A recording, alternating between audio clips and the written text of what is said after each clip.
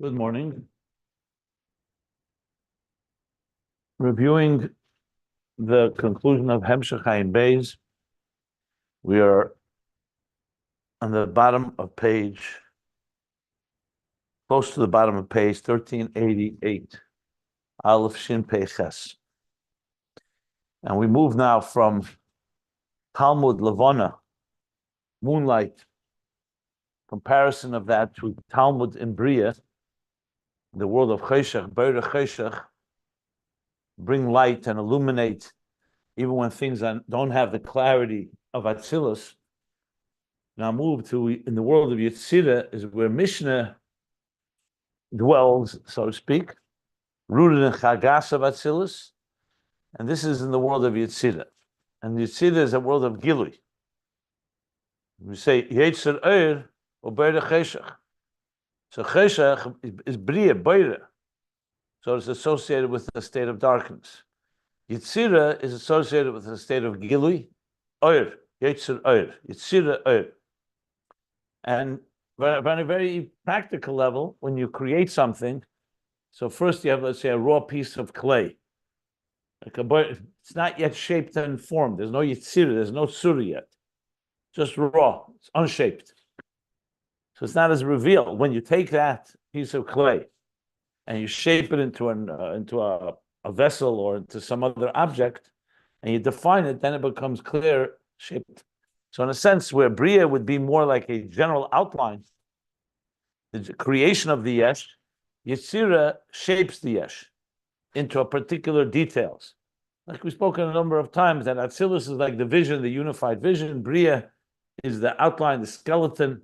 Yetzirah gives it shape and form and fleshes it out. And then finally, Yasiya is the finished product. So as such, Yetzirah is Gili compared to the Choshech of Beriya. That's fine, but how does that associate with Mishna and Talmud? Mishna is on a lower level, manifests on a lower level. Yetzirah and Beriya is a higher world, and yet we talk about it in this context. So he's going to explain that now in the next few pages. To understand that paradox, as I mentioned yesterday before the end of the class. So we're on the page. So what did we learn so far? Let's just sum up what we learned yesterday. Was that the Even Tov, unlike the moon, does not illuminate the night. It glows in the night, even in the night, because it retains nikna. It acquires and retains within it the light of the sun or the moon. The light of the sun or the stars, kechavim, and as such, so there's a gili there, and he compared that to Mishna, because Mishna receives from Torah Shabbat, from Chachmei Law, ultimately from the Mashpia. In Torah, it receives the light, and it's very clear, but it's not an illuminator of darkness. You can't, by the light of the glow of the stone, really illuminate the night. It glows. So therefore, it's compared to Chagas of Atzilus as it manifests in Yetzirah, because the Midas is a state of Gilui, Shaychus ala Elamus. He called Chabad, which is the level of Talmud, does not come in a state of revelation because it begins with darkness. As we said, the questions and things are unclear until you illuminate. So it's a different type of Ohr, Makabel. The Ohr of the Talmud. The Ohr of the Mishnah is the Ohr Makabel, similar to the luminous stone. In the parentheses, he said that in the stones themselves, there are two types. There are stones that glow all the time equally, and there are glows that flicker based on how they receive that light. Just mentioned that. Yeah. So he said, now says, but how do you Beriya l'mayla Yetzirah? So what does it mean that Yetzirah, that the lower level is more gili than the higher level? So now we're going to learn and understand that. So the line that begins chulu, closer to the bottom, it's like 10 lines. Let me see, exactly 10 lines from the bottom of page 1388, and you can follow along the text if you like Ayin Beis.com. It says like this now. Hi hanishenis. That's interdependent on each other. The fact that Beriya is higher than Yetzirah, not a contradiction to the fact that Beriya is dark and Yetzirah is light. Inexpressible is an expression in Hebrew that says that itself compels the fact that one is higher than the other, compels this conclusion. They're dependent on each other. The Beriya, the word of Beriya, Lefisha Nimshach Sham, B'chinas Chabad, because Chabad, remember, Bina Mekanino B'Kursaya, the level of Bina of Chabad nests in Beriya. So because Chabad is manifest in Beriya, it's in a state of darkness and concealment. Because Chabad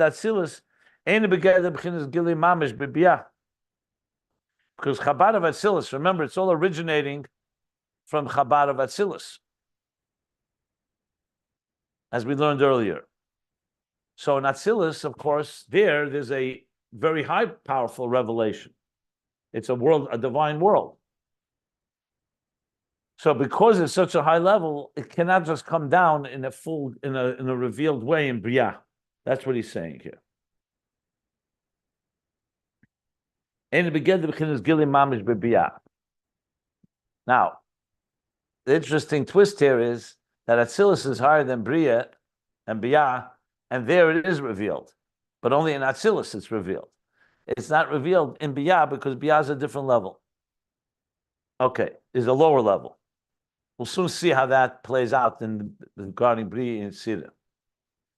Now, Vagam, and here he qualifies what I pointed out yesterday. Vagam Shah Talmud, who Chabad Denihi, that though Talmud is not Chabad of Atzilus, pure Chabad, it's the Chabad within Nehi. As he explained earlier, very explicitly, when he started speaking, I just want to point it out. It was a very important point. Let me just see here.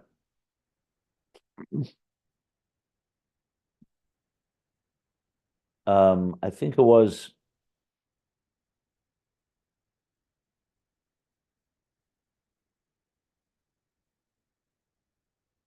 where did he say it? 1 second.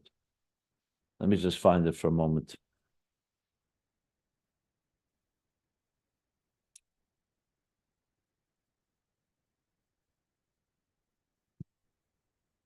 So far back.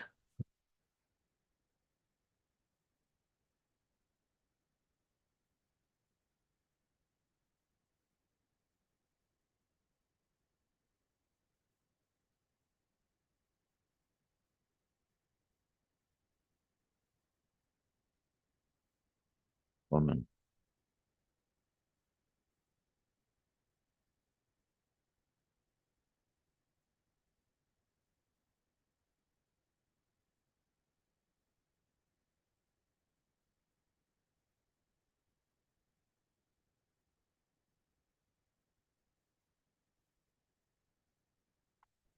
Yeah, I don't find it now.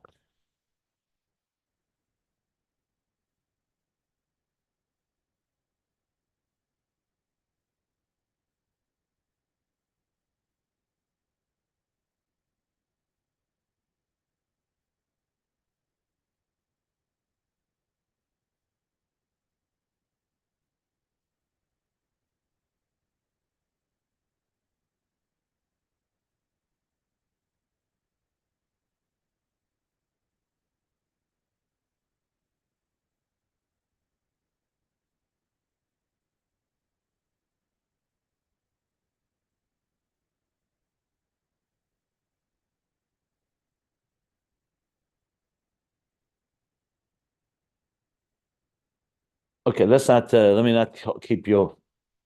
I'll have to find it later.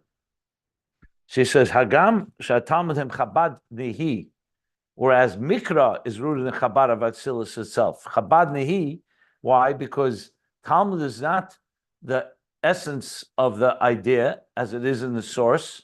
It's already coming down into explanation and details and so on. Yes, it's illuminating the darkness and therefore it reaches and is rooted in the higher root, but it originates in Chabad of Nehi. Makom Mokim Shosho B'chinas Chabad Atzman. Nevertheless, we learned earlier that it's rooted in the Chabad itself. That's what I was looking for. I can't find it right now. Not sure. I just remember it was just a few pages back. Okay, commotion is barely ill. So here's the so-called paradox.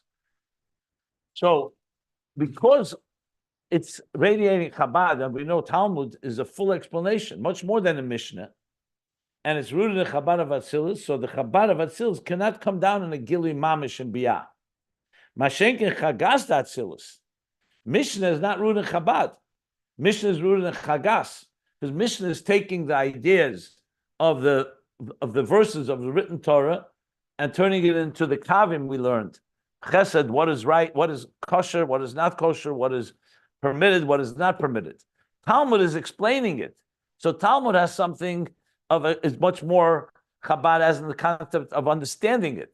Mishnah is not so much the understanding, but it definitely breaks down those laws. So Chagas of Atzilus, which is connected to Shaykh al-Ilmis, Yochali is B'chinas Gilui.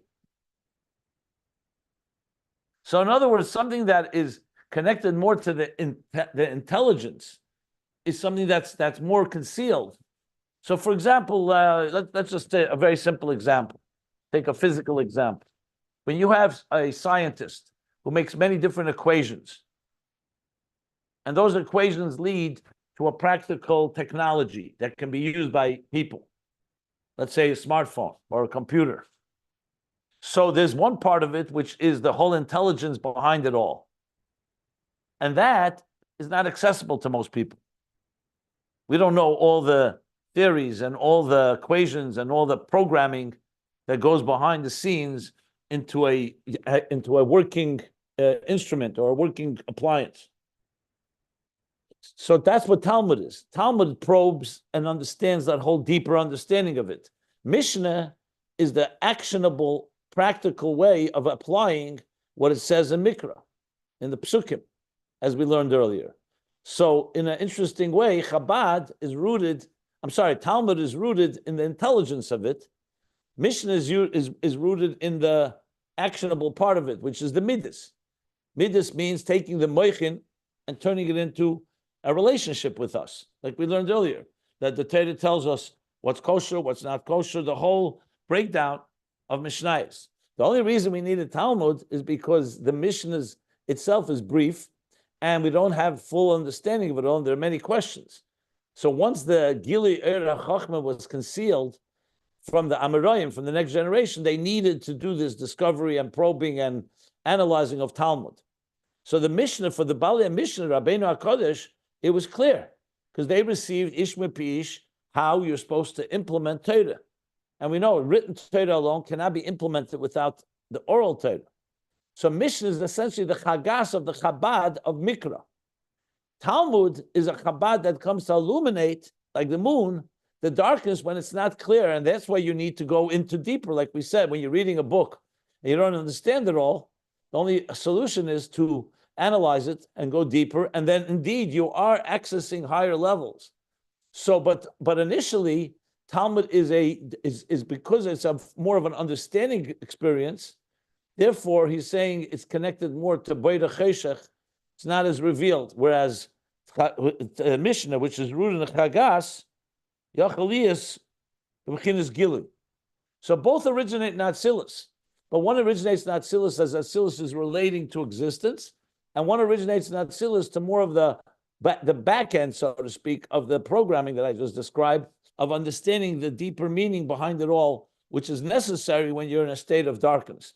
So the truth is, therefore, Boreh Choshech has two aspects to it. One is it illuminates the darkness when it's not clear.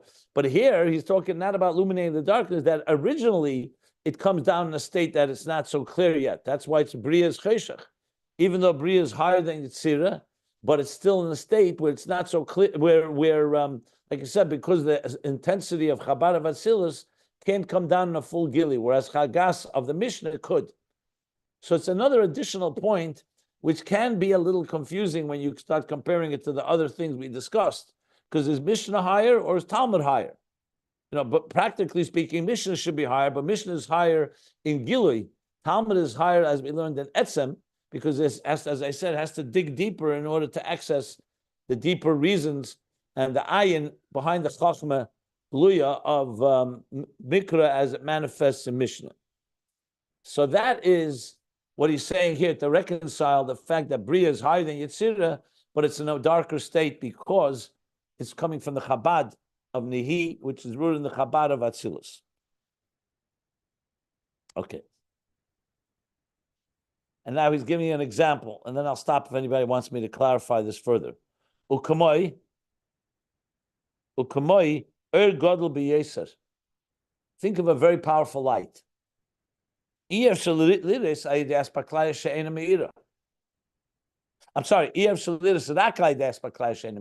like we learned earlier, the greater the light, the less you can see it directly. You need to see it through a reflection, through some type of filter, through a non-clear glass, because it's too intense. It's like looking at the sun directly, you need shades. If the light is a weaker light, then you could see it directly. But the stronger the light, the more you need the filter. So he's saying here the same idea. We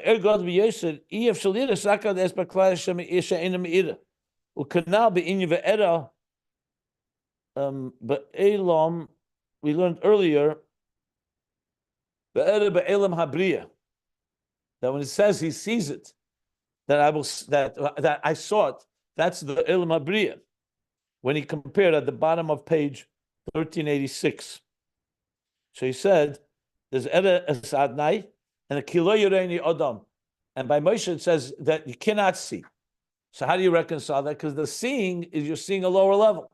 You're seeing it through a filter of Beriya. Whereas a higher level, you cannot see directly. So what he's saying is, but a light that's not so powerful, then you can see it directly through a clear glass without filters, if it's not such a great light. So in other words, what he's using here, it's interesting because this seems to go the other direction. I want to just think it through again. Because what he's saying here is that the Talmud and Beriya, because it's coming from a higher place, it's in a darkened state. You see it through a filter. That's why it's Choshech. Because it's too intense, the Chabad of Atzilus. Yetzirah, because it's not seeing the essential level of Chabad, it's Chagas, that's why you can see directly. That's why it's more begili. The thing is, earlier, when we learned it earlier, it seemed to suggest the other way around, that Talmud was Aspaklaya She'en Me'ira, that Aspaklaya She'en Me'ira can access higher levels. And now it seems like he's associating, one second, let me just see a minute.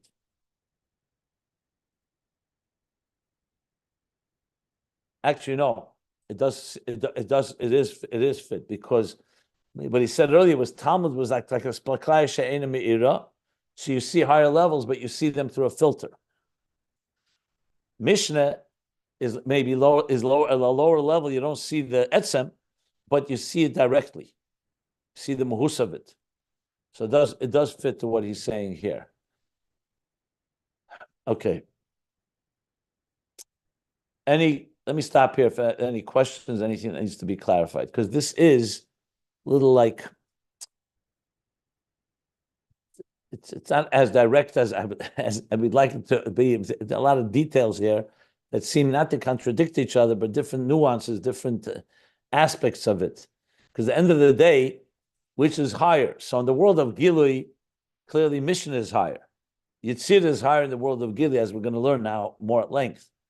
Beriya is higher because it's reaching a deeper place through the process of the Chabad that Talmud goes through. But Talmud itself is a lower level. That's why Talmud is a concealed state compared to Mishna. So Mishna is more of a seeing the thing that also throws you is because Aspaklaya Hame'ira sounds like you're seeing the Muhus, which would seem to be that's what we're accessing when we're learning Talmud and going deeper into it. He's not saying that right now. Now he's saying that Talmud, yes, you reach a higher level, but you don't get it in its Muhus. You're only getting its Mitzias, its existence. Whereas the muhus, the personality itself, like we spoke about Moshe Rabbeinu, Moshe, the higher levels, he may not get a higher level, but what he gets is he sees it directly. So Mishna is more of that direct experience. Talmud is more refracted, like a reflection, but the reflection can open up new doors, reaching all the way into the source that's higher than the root of where Mishna is getting it, higher than the Gilui of Mishna. So that's essentially the point being here, that in Gilui, Mishna is higher, but in Etzem, Talmud accesses a deeper place, but in a more concealed fashion. Okay.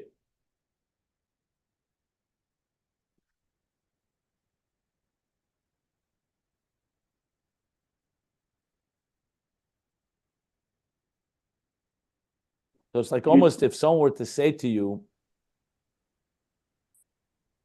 do you want to see the thing the thing itself, or do you want to understand it? Because you can't have both, at least not today. I'm not talking about la'asad lavi when Mashiach comes, when everything will be combined and joined together. So if you want to see it, you could see it, but you're not going to fully understand and appreciate it. So the world of Mishnah, they saw the light because it was shining from the clarity that they received, generation ish mipi ish, all the way back to Moshe.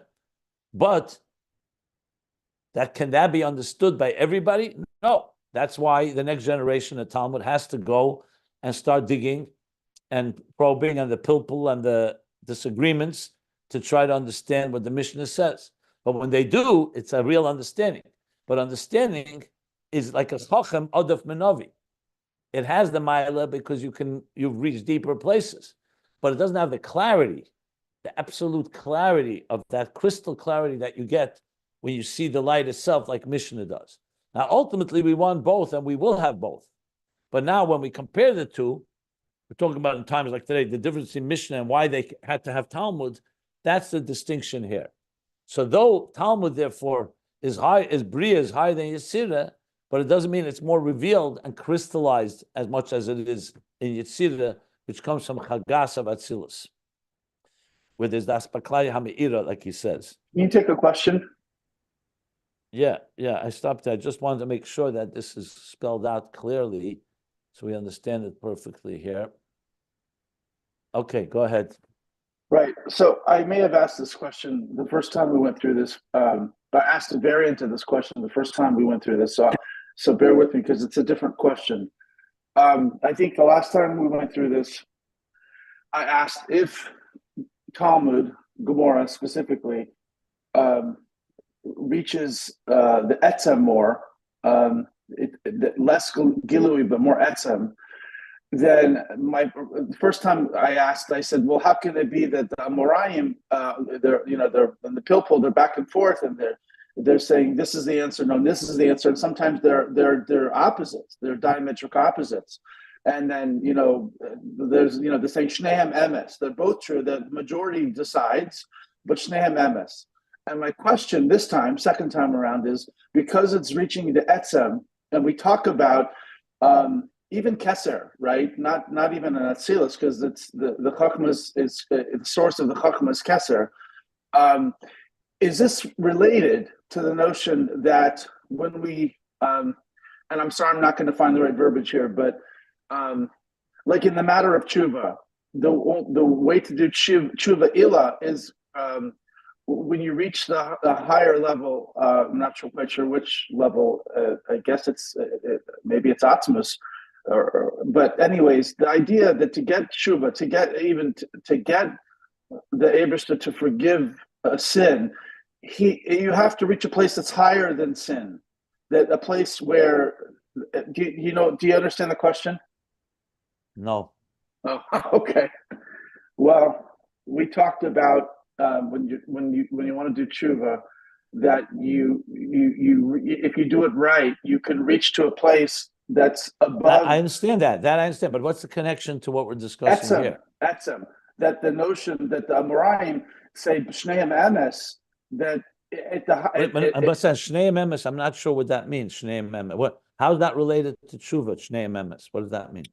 Okay. Well, you understand obviously the idea of two Amoraim disagreeing about something, having different answers on one question, right?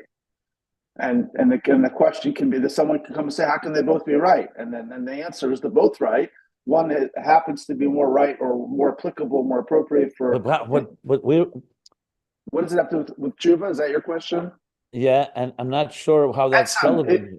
Well, I it's mean, not. the power of Talmud is simply that after the generation of Mishna, where the Chachma was concealed, and there's contradictions and there's questions and lack of clarity, the Amoraim went and started studying it and probing and developed the Talmud, which was a deeper exploration of the ideas of the Mishnah. And as a result, they were able to bring clarity, even like we spoke about Bina, in the world, bringing the clarity of Chachma into the world of Bina, where there was not initial clarity. That's the process of Talmud. I understand, And but and that effort means they're able to access the ayin of Keser that's hidden in Chachma Gluya in Mishnah, and they're able to access that through their effort, through their exertion, through their Mesiras Nefesh. right. That's the point of how Talmud. 100%. So what's the question? So what's the question? The place where you just said the Ayin of Keser, and that was probably the phrase I was looking for. I think it's the same place that one needs to reach to get kapara, because okay. So let me make this very clear. I don't know if you were here in this class, but he's not. You see, he never brings tshuva here. He doesn't use that as an example. He's given 5, maybe 6, 7, 8 other examples, because we're not talking about tshuva here. Tshuva is a different concept, and I wouldn't bring the two together. Tshuva is not the avodah of Torah. This is Torah.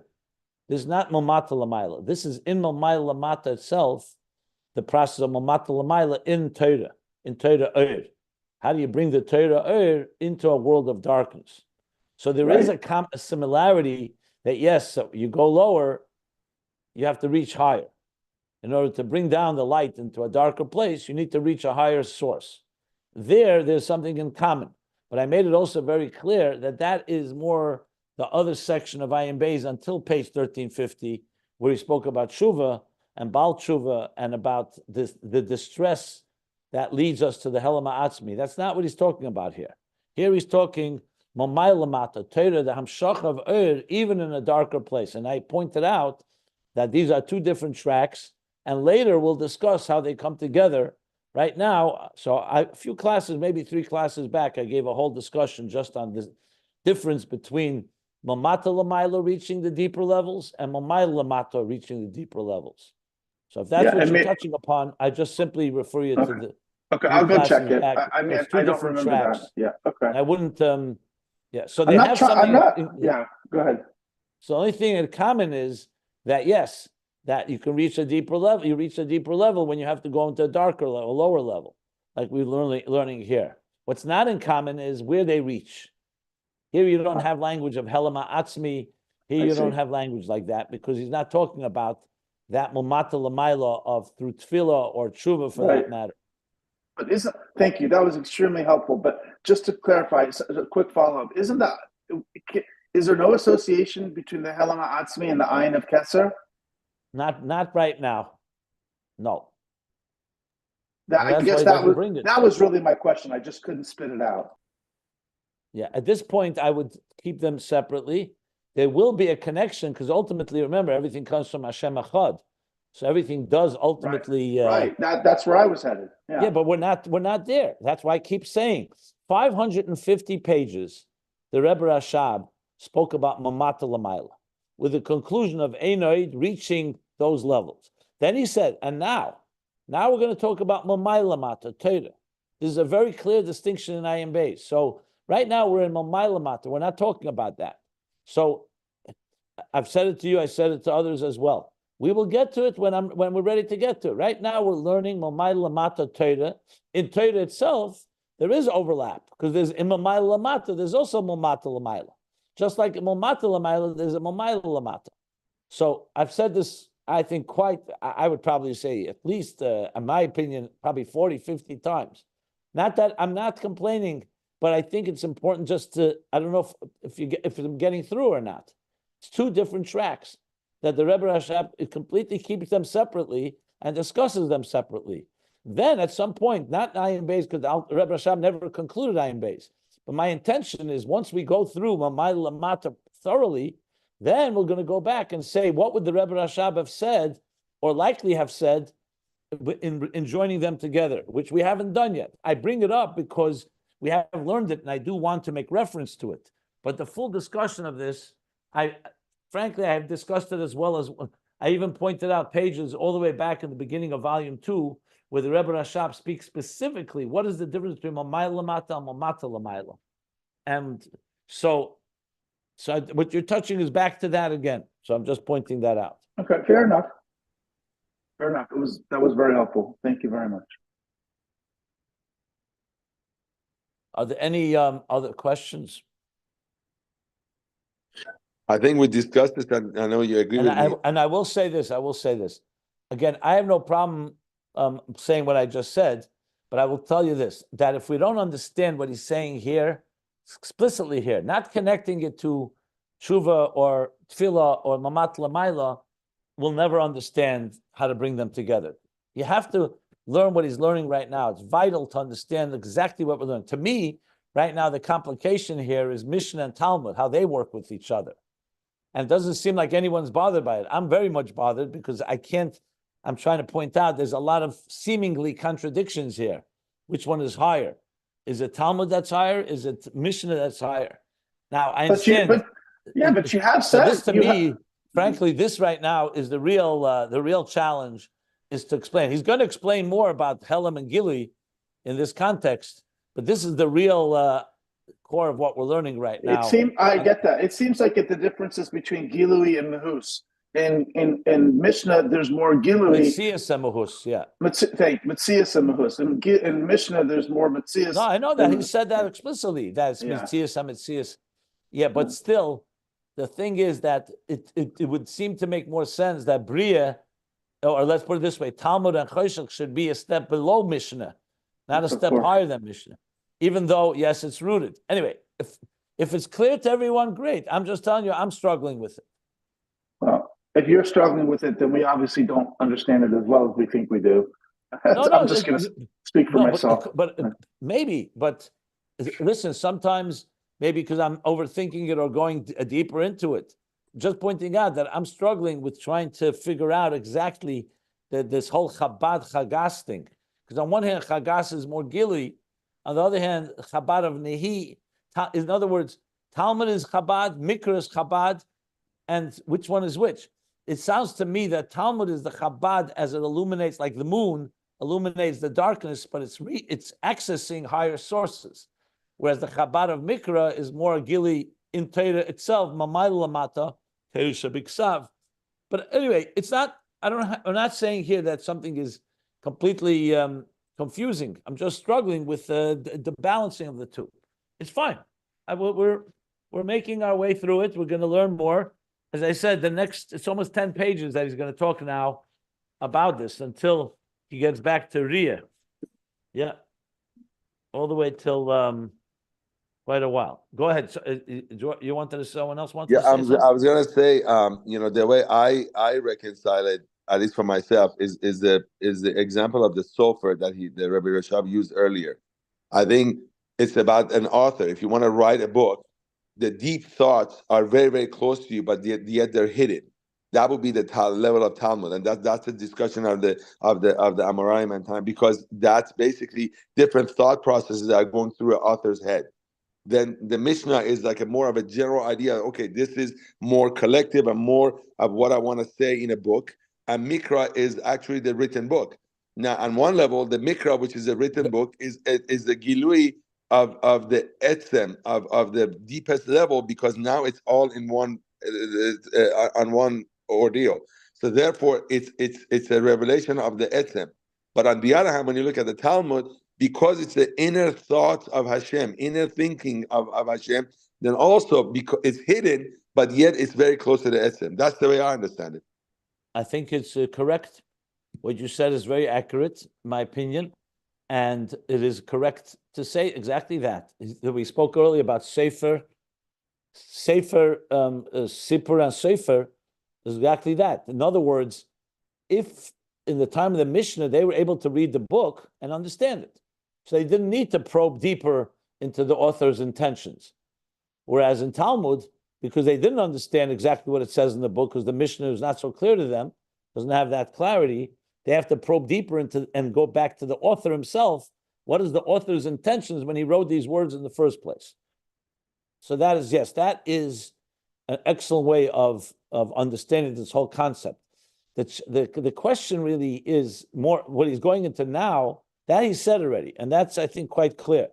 But the question now is when we say Choshech and Boreh Choshech and Yotzer Ohr, so he says, but isn't Beriya higher than Yetzirah? So he answered, he anesenes, because Beriya, this is the additional point that he's adding now.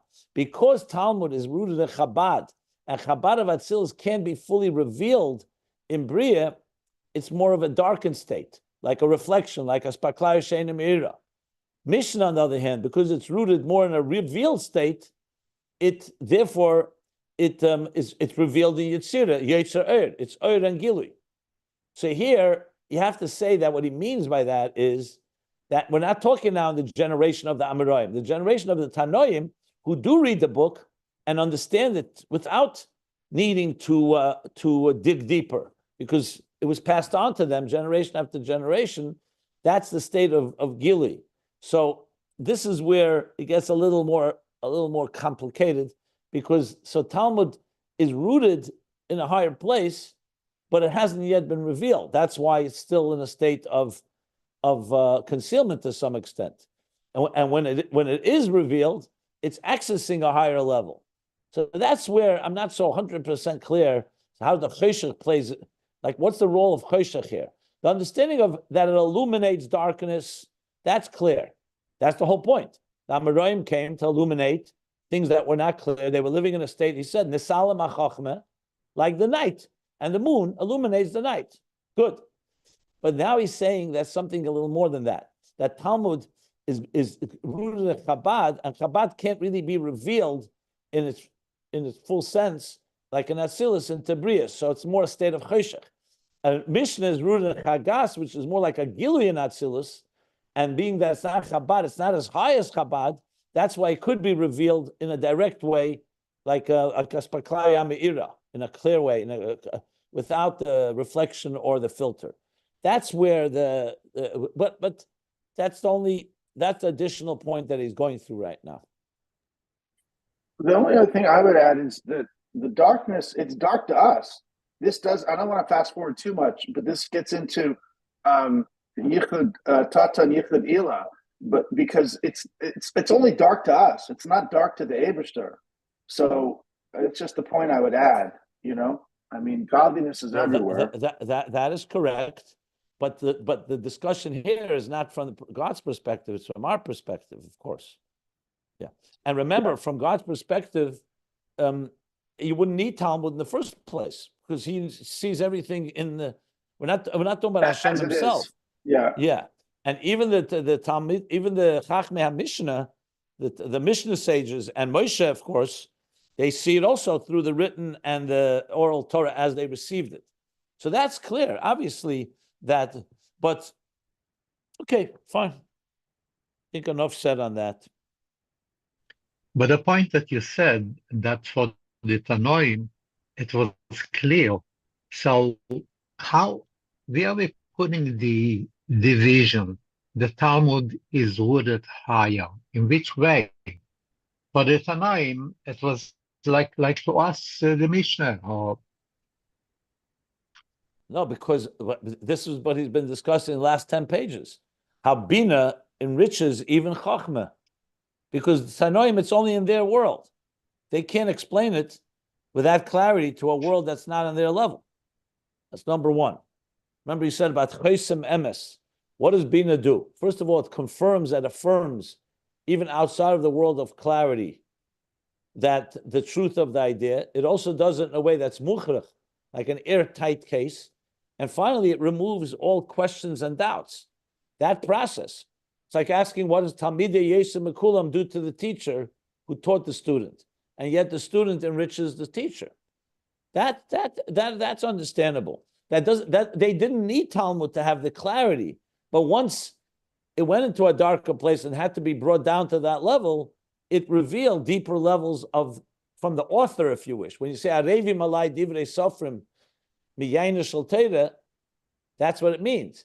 That the Divrei Sofrim who are probing what it says in the book, meaning the Sefer of Torah Shabiksav, and its explanation in the Mishna, their probing goes back to the author, meaning Hashem, and accesses deeper things that they were not aware of. They didn't need to be aware.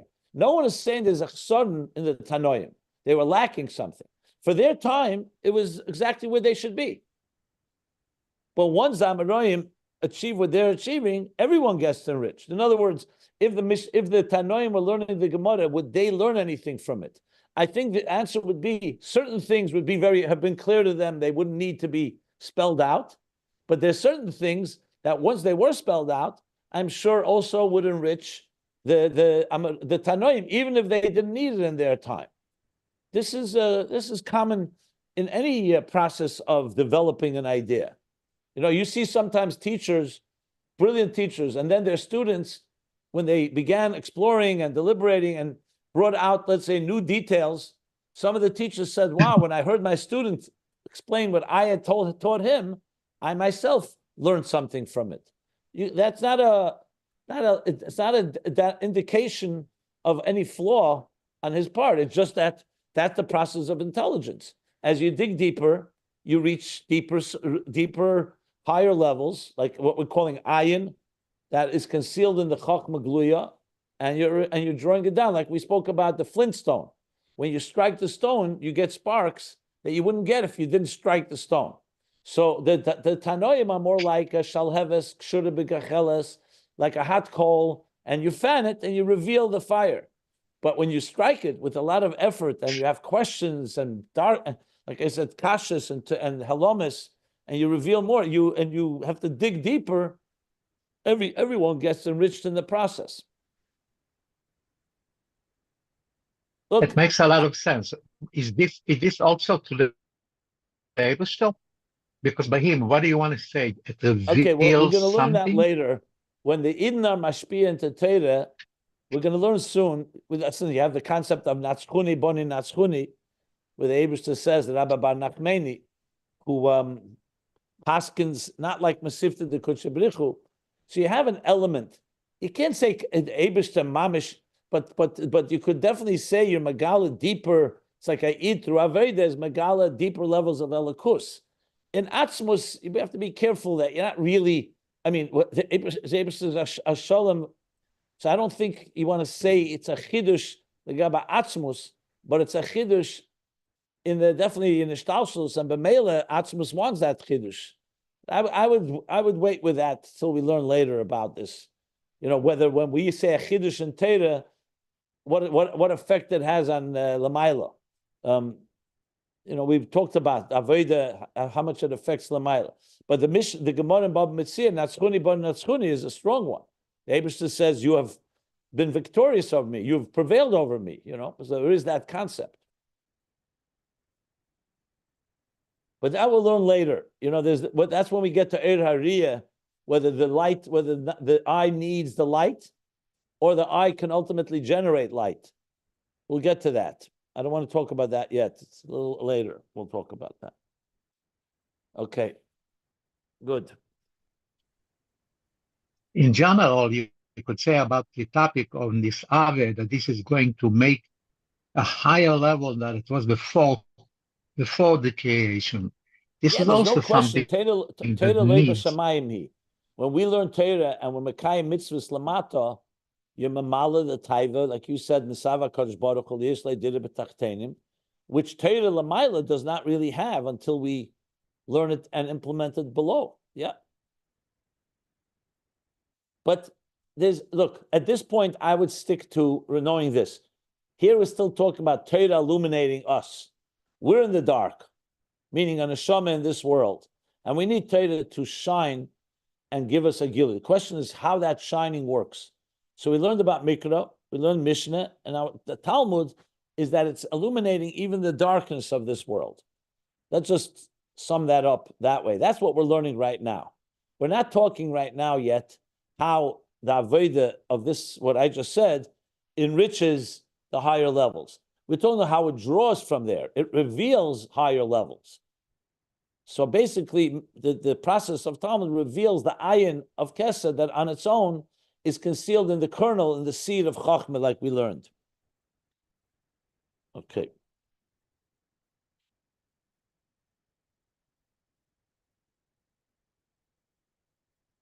So, the yesh b'zeh ma'ila shu b'chinas gilui, and there's a ma'ila that it's in the state of gilui.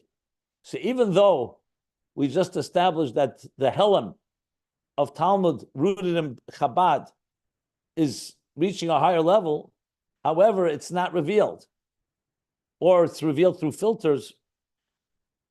Nevertheless, there's and Mishnah is coming from a level that is so-called lower level, but you're seeing it in this full clarity.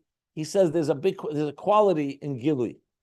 So the next section is going to talk about the mile importance of Gilui. So till now we were talking about the mile of Helam.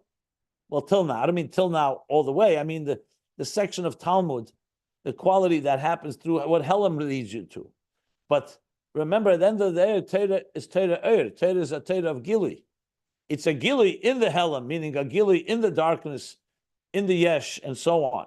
So he's not going to talk about the mile of Gilui, of Yotzer Ohr, which is obviously goes hand in hand with the mile of Talmud, and we need both. So he's going to discuss now the mile of Gilui. So this is going to be a nice few good pages in Avodah and so on. So before I go into details, let me just say this. Because remember, at the end of the day, even though Etzem is higher than Gilui, but the Kavanah, the intention was that the Etzem should come into Gilui. We always say Atzilus should be Begilui. Dira b'tachteinim does not just mean that it's a dira, that you have Atzilus, but it's a dira to Atzilus. A dira, Chassidus explains, is Begilui. When you have a home and you're comfortable in your home, and you kick off your shoes, so to speak, you can like just be yourself. That means you're in a state of Gilui. When you're outside of your home, you're in a state of constriction. You limit yourself. You don't express everything. You don't have that full comfort. When we say you make a dira for Hashem, you're saying you're creating a comfortable environment, which means Gilui, basically. That Hashem could be Begilui here. Not Etzem, Hashem, the Atzmus is everywhere and all the time. But to say that the world is a comfortable place that God can say, I'm comfortable to be here because the world's aligned with my presence. Like a Mishkan, b'shachanti b'seicham, is a chiddush. You have to create an environment that God should say, I will dwell among you. Dwell is a Gilui thing. The Etzem is here in Golus, even in the darkest of dark, is always there, the Etzem. So the whole kavanah of Avodah is the Gilui ha'etzem. Now, on the other hand, Gilui without Etzem is still a lower level because it's not reaching the core essence. So you really want both. So the next section here, in the bigger picture of Ayin Beis, is the importance of now being revealing. You want to have the crystal clarity of Mishnah, but you want that in the world of Bina. That Chachmei law from Mikra into Mishnah, you want that in the world of Bina, where there is concealment, in the world of Talmud. So ultimately, what we want is the joining of Mishnah and Talmud, obviously together with Mikra, where you have the crystal clarity of Mishnah, and you have the Atzmiz Dike Ayin, meaning the root source of all this Chachma, as it's from the author. In other words, the author's innermost depths should be revealed with the crystal clarity of Mishnah. That's the ultimate goal. But that, of course, takes steps. You don't just get there so quickly. When the Amoraim did their processing and deliberating, that's what they were shooting for. They wanted to understand the Mishnah as good as their teachers understood it. But they had to go through this whole difficult process, as we do in our own Avodah. So that's basically the thrust of where we're going now, the next section. Again, as I said, this time around, We're not learning just all the details. We're learning the bigger picture. That's the bigger picture. So Torah Ohr, the goal of Torah Ohr is light. Mamay lamata to illuminate the darkness, but illuminate it. Not just that we're reaching the etzem and saying, like you did the Aveda, you touch the etzem. You want the etzem revealed in a way that we can say, I understand it. I relate to it. It's internalized and so on. That's what he's going to now talk about. Why Boreh Choshech has the Maila that it's reaching a deeper level, but it doesn't have the Maila of Gilui as much as Mishna has. So the Tanoim at the end of the day had much more crystal clarity than the Amoraim did. However, the Amoraim, their effort was to try to access. So they're doing it like Mamata Lamaila in the Mamai Lamata of Torah, and in the sense they go to a deeper level. But now we're talking about do they gain the crystal clarity that the Tanoim have? That's what we really want. So the best of both worlds, basically. I think there's a vital piece in the whole picture here. So he's going to now, yes, Ben Maila Shubchin is Gili. I'm going to stop here. I have a few, some pressured, time-sensitive matters I have to address. So, anybody want to ask anything else before we conclude here for today? So again, the schedule will be, there'll be a class Sunday, Monday and Tuesday, traveling, and we'll resume on Wednesday. So Sunday, yes, Monday, Tuesday, not, resume on Wednesday. But, yeah, very good. Moving along here. I would say that even though we didn't cover that much text today, that what you explained, what you essentially lectured, is fundamental to this junction in Ayin Beis. So I just want to say thank you, because it was, well, very, pardon the pun, but very illuminating. Okay, and very good. Helpful. I'm glad. Very, very, very helpful. I'm glad. You're very welcome. And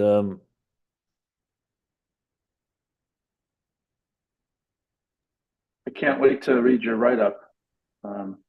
Yeah. That's going to be very special. Yeah, you'll soon have to get to it. Okay, everyone. So I'm going to stop the recording here.